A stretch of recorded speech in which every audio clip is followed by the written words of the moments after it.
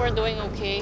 Kung ang iba abala na sa pagbuo ng tower, si Kisses hindi pa rin tapos sa kanyang panungkit. May tali ka pa dyan?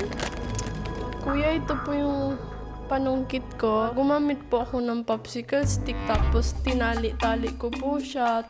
Tapos po mga cardboard. Kanina ko pa po ito ginagawa, kuya. As in, kanina pa po talaga. Ako hahawak nito, tapos ikaw hahawak ng pang-push na stick. Babaril. Oo. Baril ba? Baril. Ilalagay dito yung popsicle stick and then ipupush na lang para straight line. Paano mo siya i-release? Yung ito po, kuya, ipupush po lang nito po. Ipupush din. So parang ano rin, oo. Ano yung ginamit na ano? There's a balloon somewhere. 200, ganun po.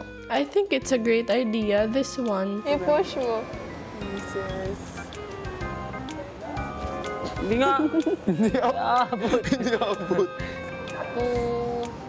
Sige po, use Tignan mo ha. Tignan mo sa kabila. Baka ano, dagdagan mo muna dito, bes. So parang hindi siya stable. Sa pagpapatuloy nila sa pagpapataas ng tower, tutok ang 4 na leaders sa kani-kanyang poste.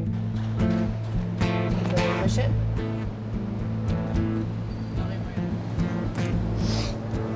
Just don't bother repairing it. Just take it off. We can do it again. Just take it off. I got it. Just need to focus. Sige, I'll let you focus.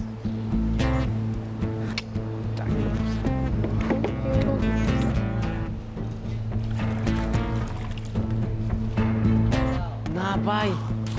Pantay na ba? Na. Lahat po kami nagkasundo po sa isang style po kung paano po namin siya gagawin.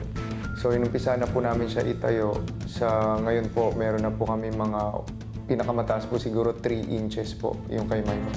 Looks nice. Wow.